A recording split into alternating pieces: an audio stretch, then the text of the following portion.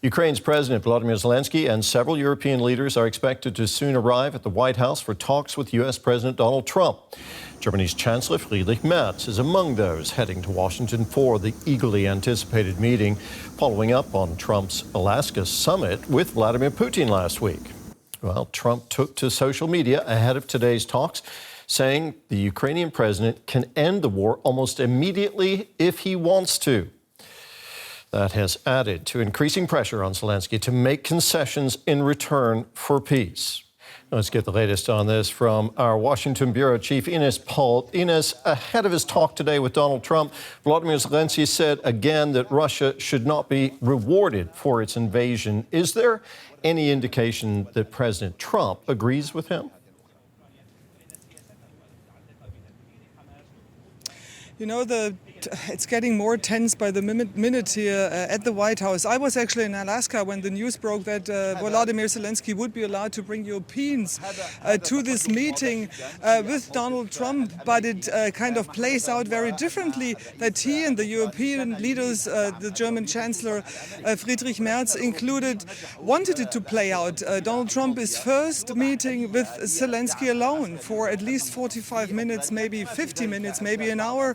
J.D. Vance will be with him. J.D. Vance played, of course, a crucial role during this last meeting when Volodymyr Zelenskyy got literally kicked out of the White House. The Europeans have to wait next door how this meeting with Trump and Zelenskyy alone plays out, and then we shall see what happens next.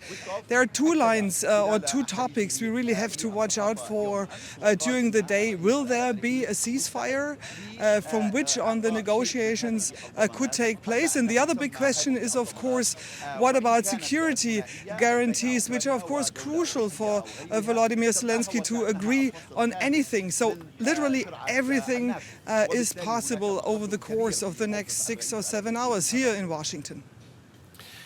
Donald Trump has been pushing for a peace deal between Ukraine and Russia since even before he started his second term as president.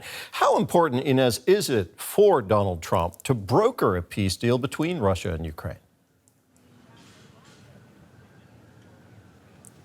Indeed, one of his promises when he was running for president was to end this war. He even said he would be able to end it on day one in office. This, of course, didn't happen.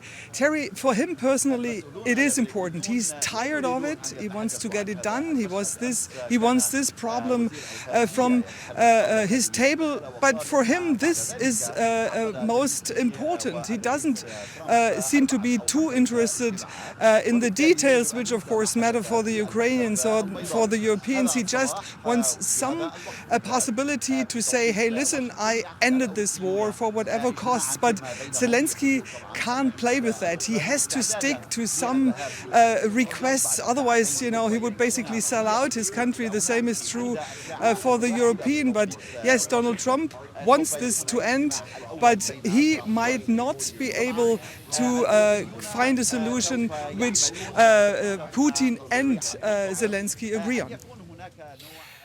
U.S. Secretary of State Marco Rubio said that a possible peace deal is still a long way off. Is that dampening expectations there for today's meeting?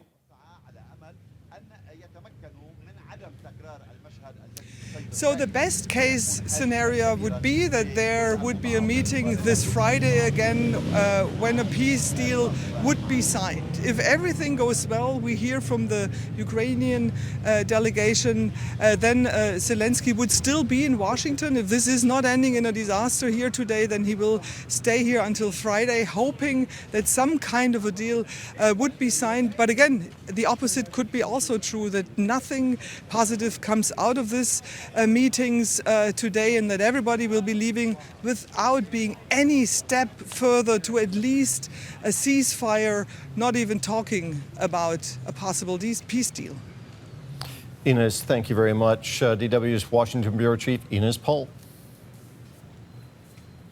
Well, for some analysis now, we're joined by Andrew Denison. He's director of the Foreign Policy and Consulting Center, Transatlantic Networks. Good to see you. What might these security guarantees that we've just heard about look like, Andrew, and what scenario might be acceptable to both Ukraine and Russia? Yeah, Terry, well, thanks for having me on. What might these security guarantees look like? We certainly know that Donald Trump has long favored the idea of European forces somehow being in Ukraine at the end of a deal that secures what Americans have often said Trump's people, Rubio and others, a sovereign and secure and prosperous Ukraine. These kinds of guarantees by the Europeans, with their relatively limited military power, will make a significant difference because Ukraine already is more or less able to hold its own. More importantly, though, it's a sign that the West is committed to bringing Ukraine into European institutions, in particular the European Union, and becoming part of Europe as opposed to becoming a vassal state of Ukraine. The United States, Of happy Russia, that the yeah. Europeans have forces on the ground, would be willing to offer a backup with not only all of the intelligence, but also with strategic weapons should Putin think he might be able to escalate by threatening a nuclear attack on Europe. But I think what we're really going to see here is the Europeans stepping up. Well, speaking of Europeans, numerous European leaders have joined Zelenskyy for his trip to meet Donald Trump. How can they strengthen the Ukrainian president's negotiating position? You know, the Europeans are a lot more influential than they were just 6 months ago in Trump's White House because of what we've seen with the NATO summit, their commitment to 5% defense spending. You know, that no one would have thought that possible a year ago. So the Europeans are bringing influence. Their unity is also something. Oftentimes one thinks the Europeans can never agree on anything. And I do think that slowly Trump's people are starting to see that the Europeans are not just shifty free riders, but that they really have an interest in securing Europe and that they're willing to do their part. And Germany really here has also shifted, really moved the goalposts. And so I believe that this kind of transatlantic unity is quite unique. It's maybe a function of circumstance. Certainly the dangers are large, but it's also because I think Trump has made the Europeans realize if they don't contribute, this transatlantic relationship is always going to be difficult.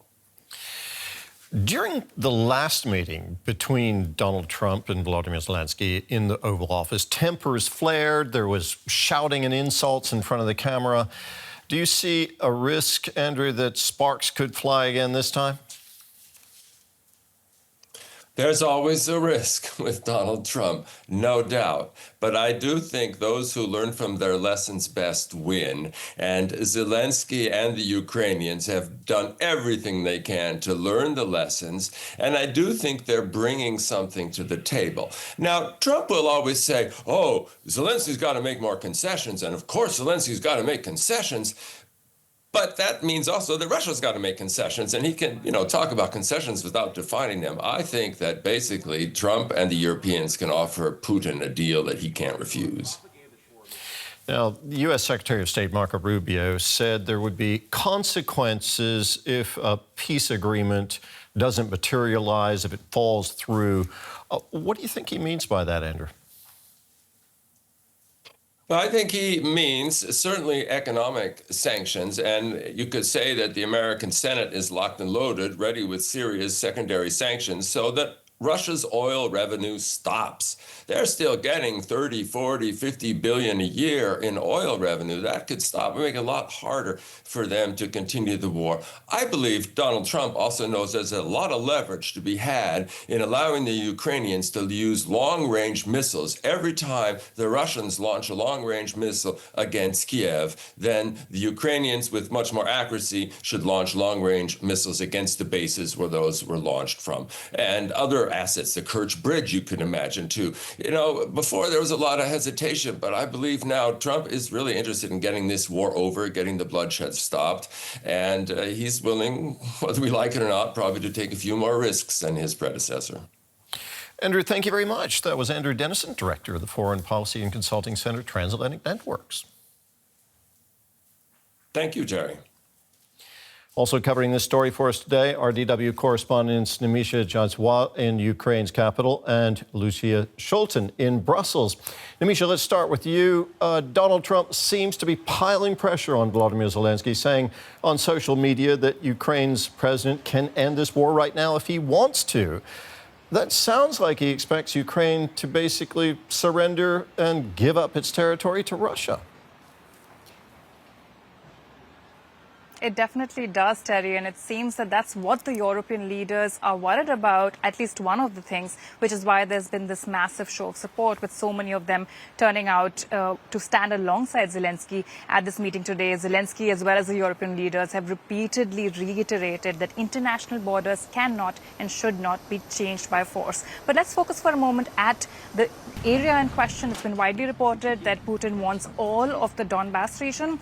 Now, Ukraine still holds 30% of Donetsk right now, and this includes key cities like Pokrovsk, Sloviansk, which Ukraine considers fortress cities that help with defending Kyiv in case Russia attempts any more westward extension. And of course, hundreds of thousands of people live in this area, so it's quite an important area for Ukraine. It has been defended with a massive amount of lives. Zelenskyy has reiterated that it's impossible for him to legally even give up this land because it needs parliamentary backing as well as a nationwide referendum, including in those areas that are occupied, which needs to be free and fair. Even if it only comes to freezing of the front lines in a de facto way, there's no clear legal precedence to how this would be carried out. So a lot of questions are still up in the air, and that's what they're going to try to figure out, at least start to figure out in D.C.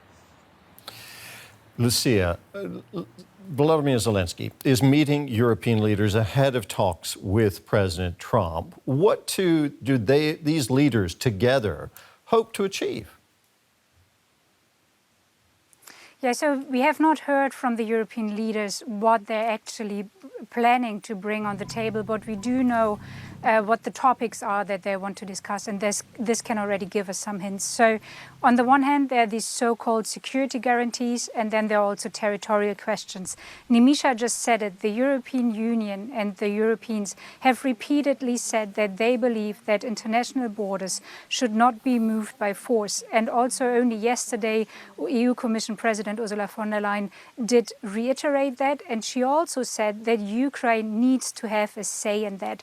So you can be assured that the Europeans are trying to help Ukraine to bring forward their position, to strengthen their back when it comes to these positions. And then also the other big question is the question of a ceasefire, whether this should kick in before negotiations about a peace deal should start or not. And we have heard from the Finnish Prime Minister, not the Finnish President who's there right now, but the Finnish Prime Minister Orpo, that he believes this is one of the most important topics. The Europeans have asked Donald Trump last week to work towards such a ceasefire.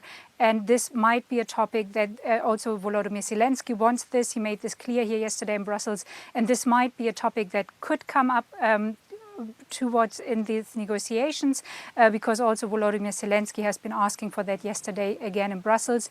And overall, this is a show of unity and solidarity for Ukraine, but also the Europeans want to make sure that their interests are not being forgotten in any possible further negotiations. Nimisha, President Zelenskyy has welcomed the prospect of security guarantees that have now been suggested by the White House.